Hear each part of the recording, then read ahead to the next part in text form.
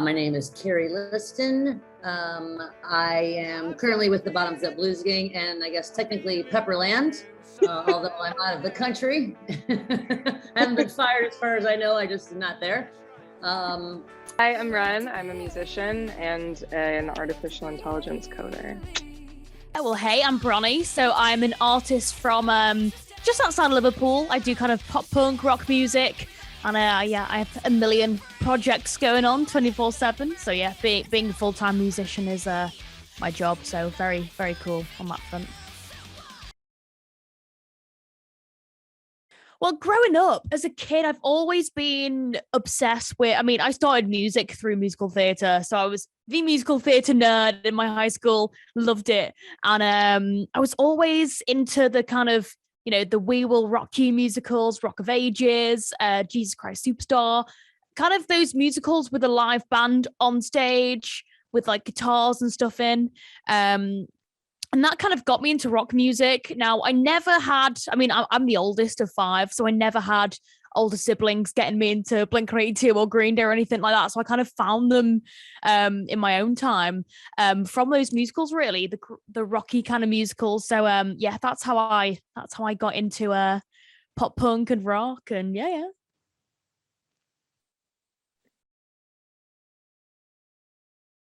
Well, the obvious answers are, people, men especially, and even some women expect you to dress a certain way, or when we first started playing, I literally played in overalls. I lived in overalls at the time, and I'm like, this is if dudes like Nirvana and all these other Wilco, half these guys get on stage, they look like they're homeless. They're wearing like a plaid shirt and some shitty jeans. But if a woman gets on stage like that, oh my God, you got to have your tits out and you've got to have a bunch of makeup on and a short skirt. And I was just like, no, I want to wear overalls. So I'm wearing fucking overalls. And so that was the first obvious, that's being a woman really anywhere. And so I definitely from the get-go pushed back on that.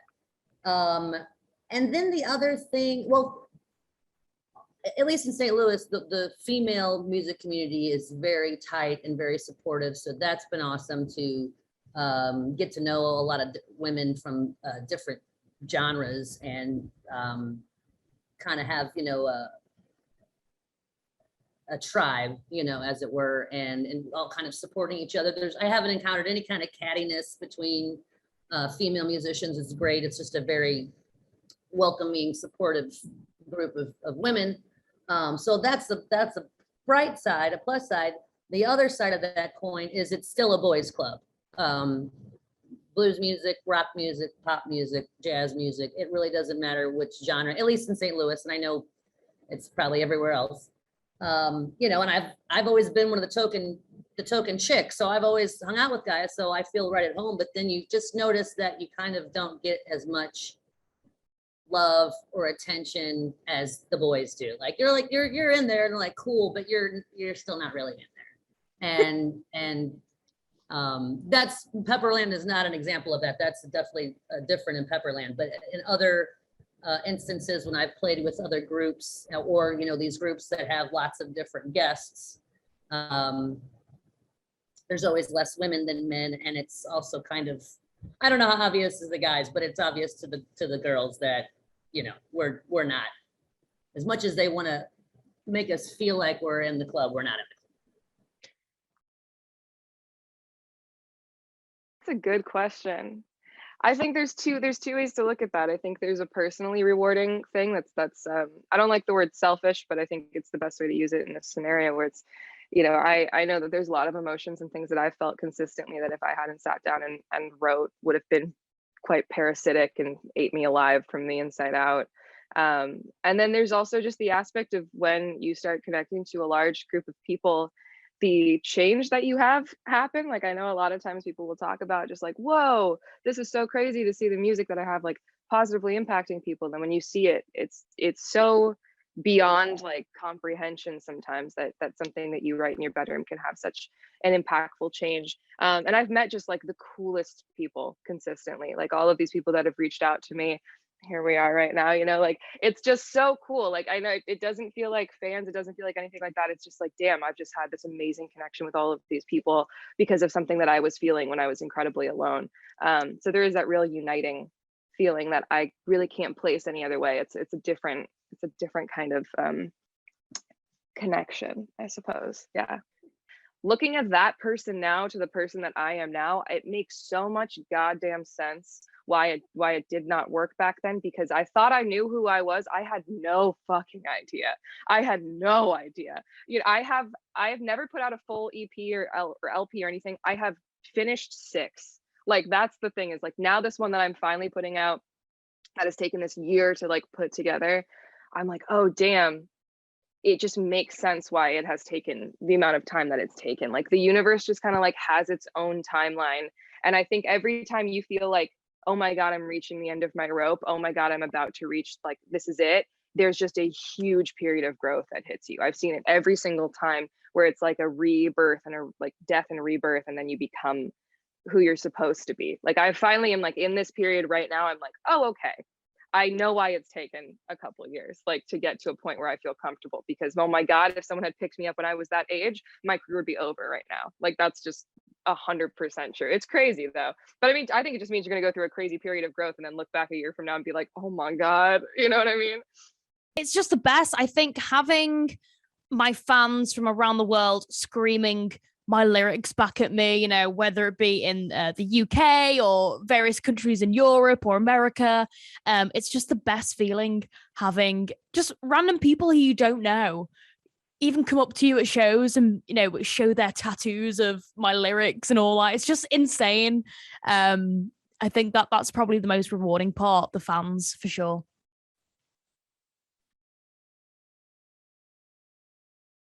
Definitely say Avril Lavigne was a massive turning point in just everything, really, because, you know, how I said before, I loved musical theater and I kind of, everyone around me loved pop music, so I was like, yeah, okay, I like, you know, boy bands. But then as soon as Avril Lavigne kind of came out of the works, I just got obsessed with her.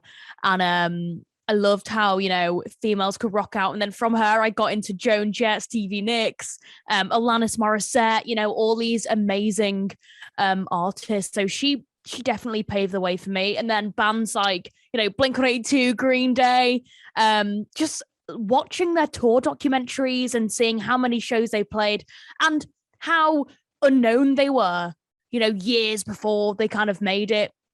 It kind of paved the way for, you know, you definitely get out what you put in.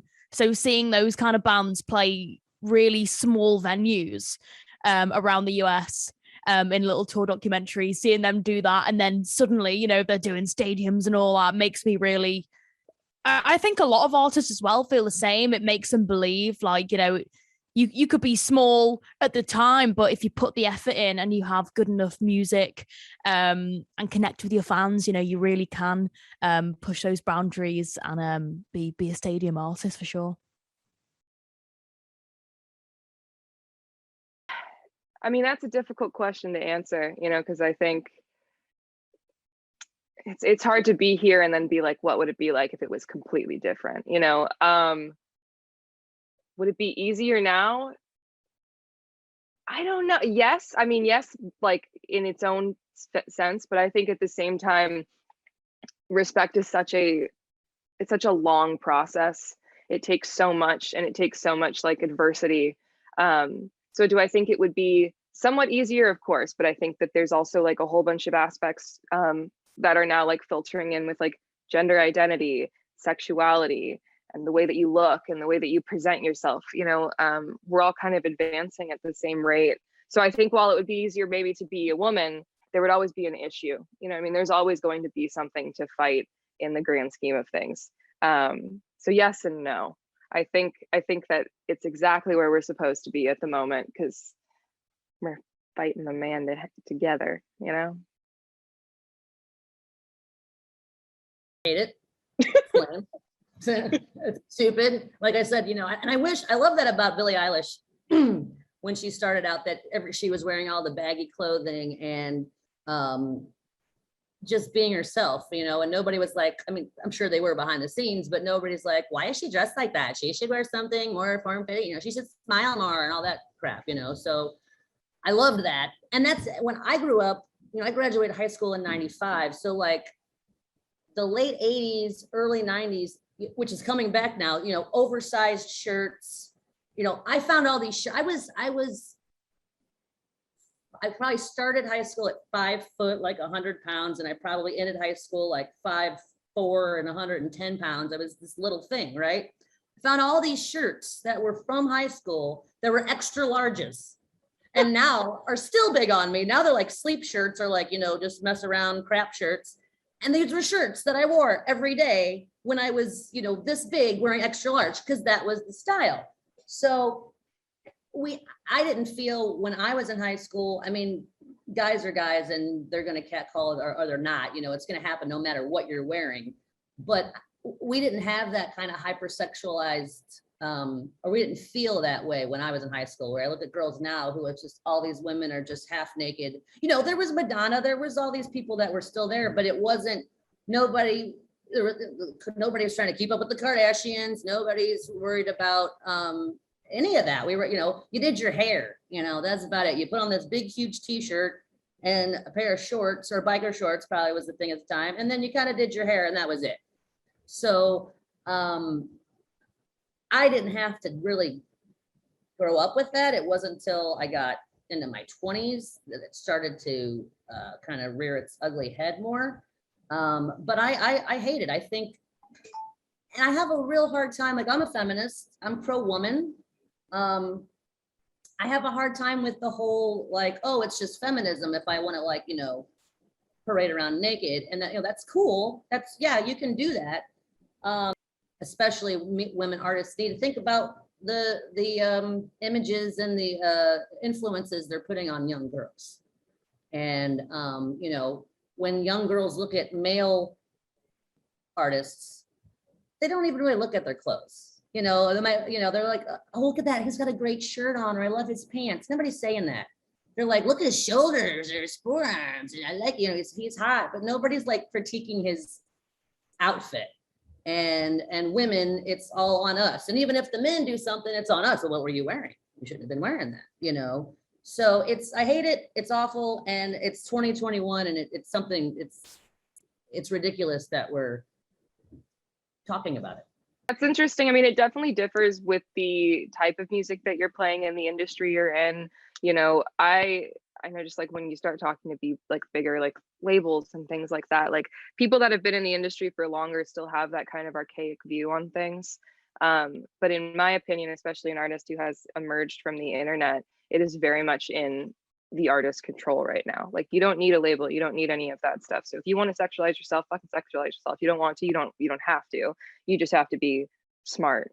I think you just be smarter than the people that are trying to do that. You know, that's kind of what it is. And you have the power to be able to do that right now, which is it's a cool thing. I mean, my dad was always a mentor to me. He's an incredible piano player, and that's been pretty cool to see. You know, I'm also classically trained, so that's been nice to kind of talk theory and orchestration and everything with him.